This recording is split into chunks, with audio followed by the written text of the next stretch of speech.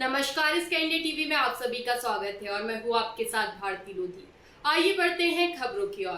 प्रधानमंत्री नरेंद्र मोदी की अध्यक्षता में आर्थिक मामलों की मंत्रिमंडलीय समिति ने भारतीय रेल की 2 मल्टी ट्रैकिंग परियोजनाओं को मंजूरी दी है, जो उज्जैन संसदीय क्षेत्र के विकास में मील का पत्थर साबित होगी। इन परियोजनाओं में रतलाम नागदा के बीच तीसरी और चौथी नई लाइन और बल्हार शाह की चौथी लाइन शामिल है। कुल लागत लगभग 3,399 करोड़ रुपए है और इन्हें 2029 से 2030 तक पूरा किया जाएगा। सांसद अनिल फिरोजिया ने बताया कि ये परियोजनाएं पीएम गति शक्ति योजना का हिस्सा है, जो मल्टी मॉडल कनेक्टिविटी को बेहतर बनाएगी। ये नई लाइनें लगभग 176 किलोमीटर का विस्तार करेगी और 784 गांवों को जोड़ेगी, जिनकी आबादी लगभग 19.74 लाख है। इससे कोयला, सीमेंट, कृषि वस्तुएं और पेट्रोलियम उत्पादों का परिवहन आसान होगा, जिससे माल ढुलाई क्षमता में 18.40 MTPA की वृद्धि होगी। यह पहल पर्यावरण संरक्षण, ऊर्जा दक्षता और रोजगार सृजन में अहम भूमिका निभाएगी। सांसद फिरोजिया ने प्रधानमंत्री, रेल मंत्री और प्रदेश के मुख्यमंत्री का आभार व्यक्त करते हुए क्षेत्र की जनता को बधाई दी। यह मंजूरी क्षेत्र के आर्थिक और औद्योगिक विकास के लिए एक बड़ी सफलता है। मुख्यमंत्री जी भी ज्वाइन कर गए। मुख्यमंत्री जी, आपका बहुत स्वागत है मान्यवर। हमें पता चला कि वेदर की दिक्कत है, इस कारण से थोड़ा फ्लाइट का कुछ डिले हो रहा है, इसलिए हम लोगों ने आरंभ किया। जो साथी बंधु पूछ रहे थे भी, इस प्रोजेक्ट से रतलाम नागदा के 3rd और 4th लाइन के प्रोजेक्ट से करीब करीब आपके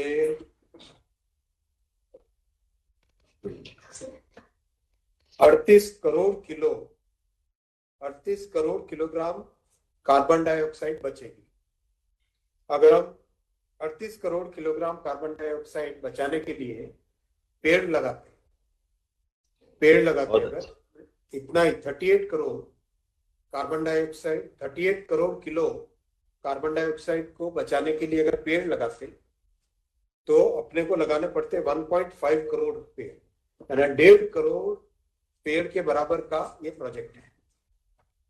1.5 करोड़ पेड़ लगाने के बराबर का ये प्रोजेक्ट है। इतना इसका आपने बहुत अच्छा प्रश्न किया, धन्यवाद आपको। और इससे 7.5 करोड़ लीटर डीजल बचेगा देश में। 7.5 करोड़ लीटर हर साल डीजल बचेगा देश में।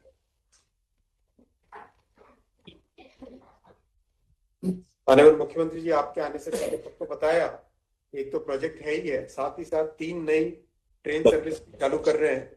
रीवा, सतना, जबलपुर, पुणे। दूसरा जबलपुर से रायपुर वाया नैनपुर, बालाघाट और गोंदिया, ये जो पूरा ट्राइबल बेल्ट है इसको। तीसरा ग्वालियर, गुना, भोपाल, बेंगलुरु। तो बेंगलुरु के लिए जो कनेक्टिविटी की बहुत रिक्वायरमेंट थी, ये 3 नई ट्रेन सर्विस चालू कर रहे हैं। और अभी हाल ही में आपके साथ मिलके, माननीय स्पीकर साहब के साथ मिलके दिल्ली से अम्बेडकर नगर चालू की थी।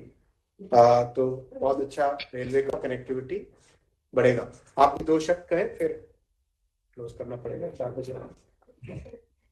मेरी अपनी ओर से यशस्वी प्रधानमंत्री श्रीमान नरेंद्र मोदी जी के सबसे भरोसे के, हमारे सबके सुपरिचित, सबसे सुयोग्य रेल मंत्री श्रीमान अश्विनी वैष्णव जी का अभिनंदन है, स्वागत है। मैं आपको बधाई देता हूं। इस अवसर पर माननीय सांसद जी अनिल फिरोजिया जी आपके यहाँ बैठे हैं। माननीय सांसद DD शर्मा जी हमारे साथ यहाँ मौजूद है, जो हमारे भाजपा के अध्यक्ष भी है।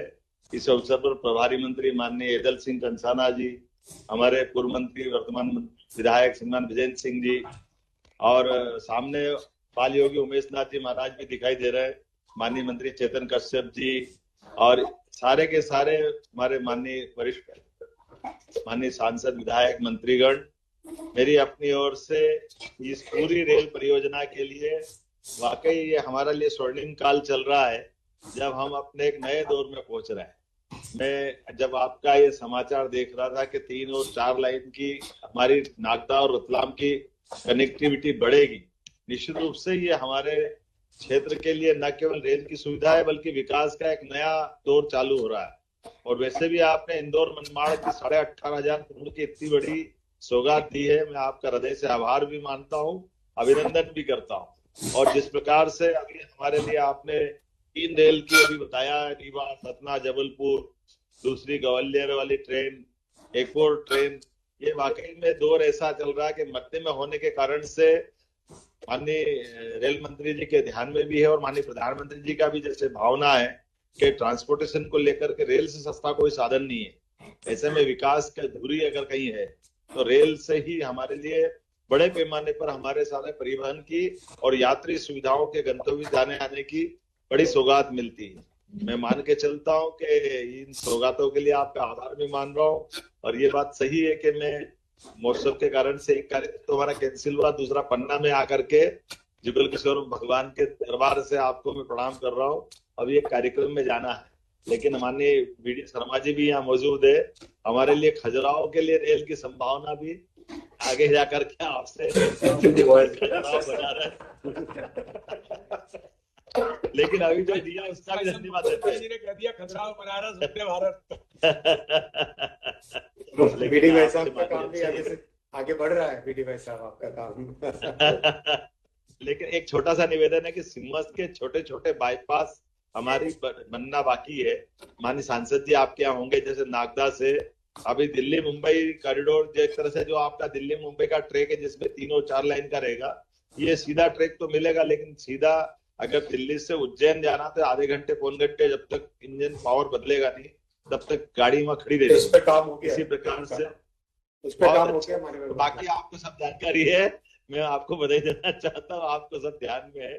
मैं एक अच्छी सौगात देने के लिए पुनः आपका अभिनंदन करता हूँ। बहुत सारा बस आपकी जानकारी में रखूं कि 3 मीटिंग की अब तक अपन ने सिमस की।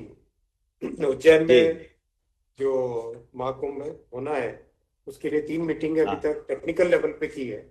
और अब मैं अब एक और मीटिंग के बाद में आप सबके साथ उज्जैन में मीटिंग रखेंगे, जिससे कि जनप्रतिनिधियों के सारे पॉइंट्स उसमें आ जाए।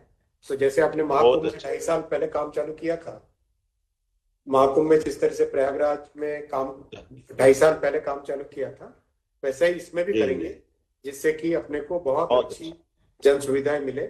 और ये जो आपने टेक्निकल पॉइंट का बाईपास वाला, उस पे तो ऑलरेडी चुनाव के दौरान ही मैंने महसूस किया था कि ये दिक्कत है, तो उसमें काम पहले ही सेक्शन किया था। जी मैं कहना चाहता हूँ अभी 4 बजे एक और था कार्यक्रम, तो उसके हिसाब से आज निकलना पड़ेगा और प्रश्न बाद में एक और अलग मीटिंग में बैठ के करेंगे। बहुत बहुत धन्यवाद माननीय मुख्यमंत्री जी को। मेरी अपनी ओर से बहुत धन्यवाद।